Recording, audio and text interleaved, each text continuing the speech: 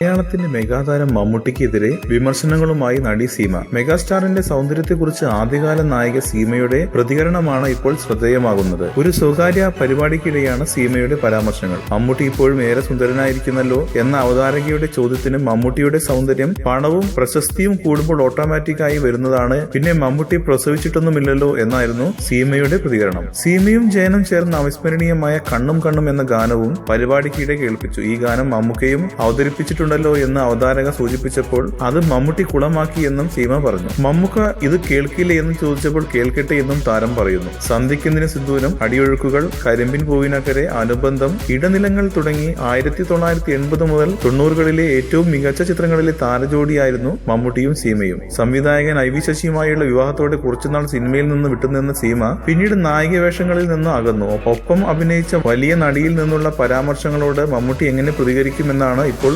ആരാധകർ ഉറ്റുനോക്കുന്നത്. കൂടുതൽ സിനിമാ വാർത്തകൾക്കും വിശേഷങ്ങൾക്കും ഇപ്പോൾ തന്നെ സബ്സ്ക്രൈബ് ചെയ്യൂ മലയാളം ക്രിയേഷൻസ്.